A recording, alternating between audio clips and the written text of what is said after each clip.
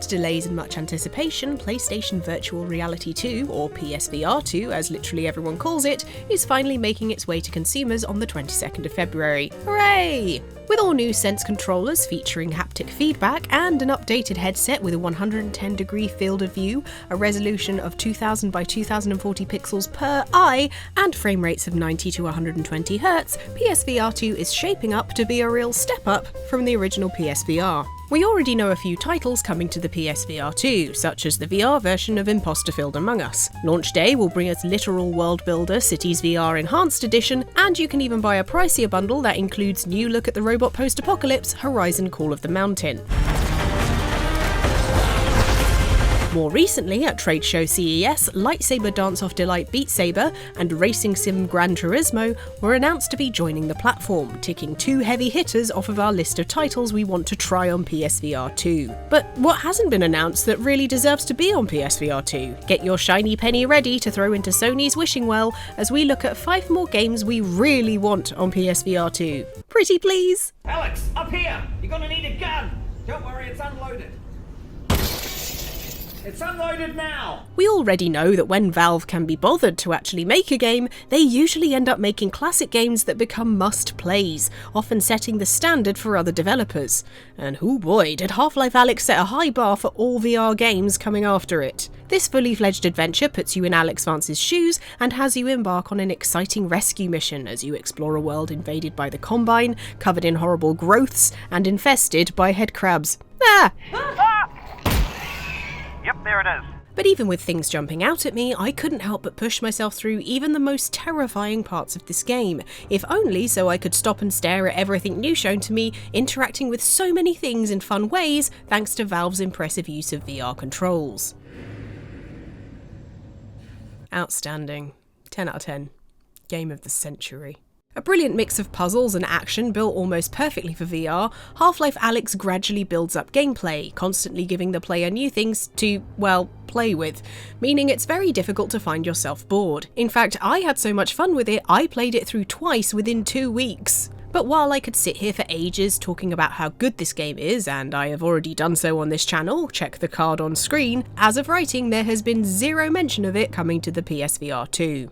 Now, it was originally designed for Valve's Index VR kit, in fact it came bundled with it, but while you can only buy the game from Steam on PC, Alyx is playable on other PC VR headsets, so it seems to us that it would transfer quite elegantly to Sony's new hardware too. Valve hasn't been shy about bringing their hit PC games to consoles, so this would be a perfect excuse to get this game into the virtual hands of more players, mainly so I can talk to more people about how amazing it is. Please, Valve. I just need to talk to people about it. It's just so good. It's so spoilery. Please more people play it.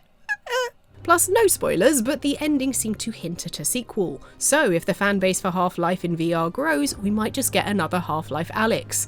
But probably not a third one, if Valve's previous releases are anything to go by. 10 seconds of oxygen remaining. 9, 8, 7, 6, 5, 4, 3,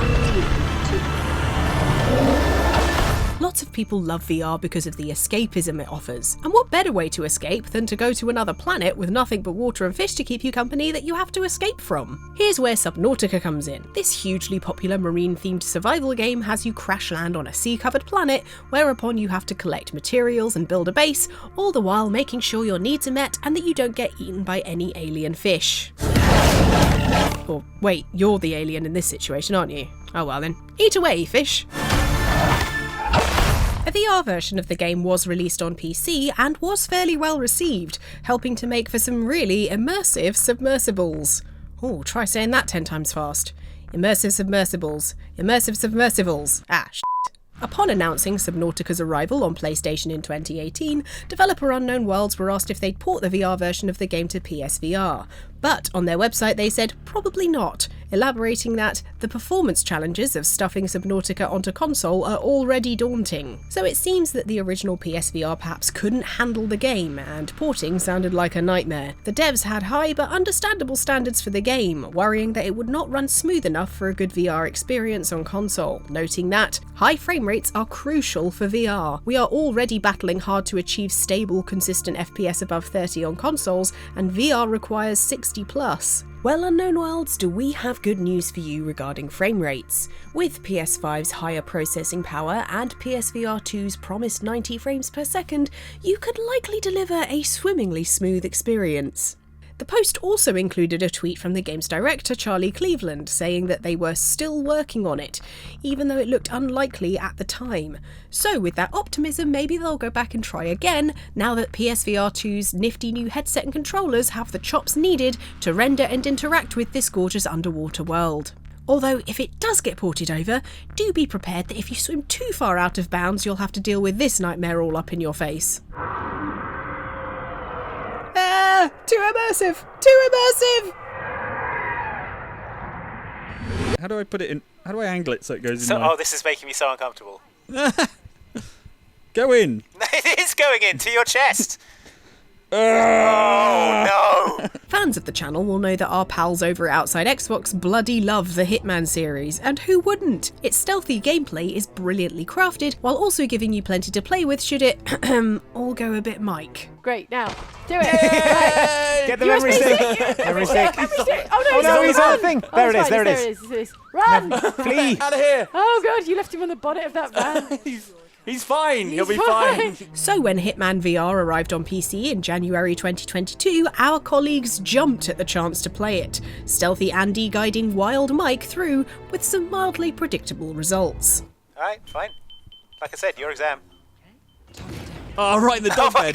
Oh wow. This VR experience allows Hitman players to explore every single level of all 3 current series games in VR, taking you on a virtual world tour as you look directly through the eyes of everyone's favourite bald-headed bar-coded assassin. The game was first made available to PSVR players in January 2021 as a PlayStation exclusive.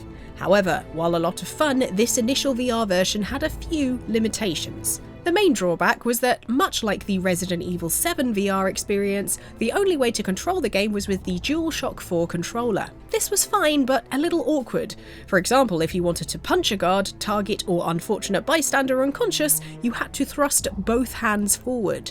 That definitely doesn't feel as natural as other VR experiences with 2 separate controllers, and doesn't allow you to do stuff like this.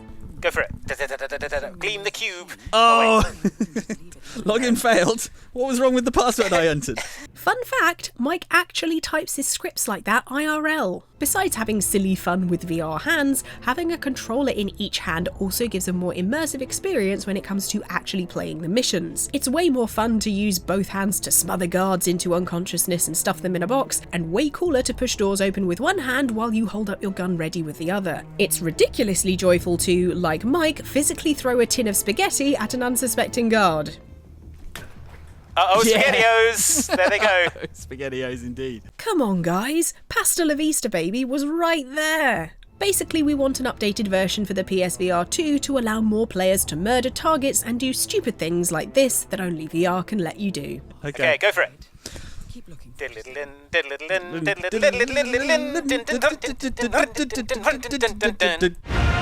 the call, Asgardian.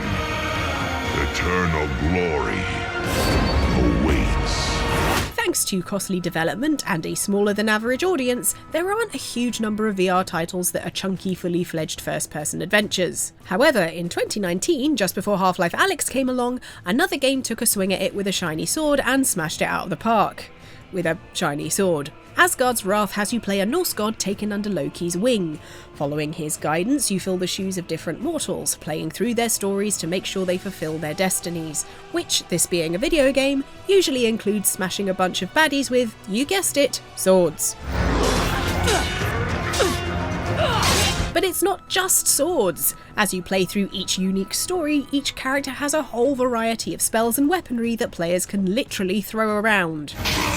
You can also recruit animals to help you, but even better than that, you can turn them into humanoid versions of themselves, and we don't know about you, but one look at this shark-headed person and we immediately want to be their best friend for life. Annoyingly, while we'd love to see this on PSVR 2 and have more people get a hold of it, there are considerable things in the way of that happening. See, Asgards Wrath was published as an Oculus Rift exclusive, the headset owned by Facebook owner Meta, and it hasn't even been updated to run directly off its new headset, the Oculus Quest 2. And yes, I know that headset is now officially called the Meta Quest 2, but honestly, that sounds like a made-up name used in a Hallmark Christmas film so the production company don't get sued.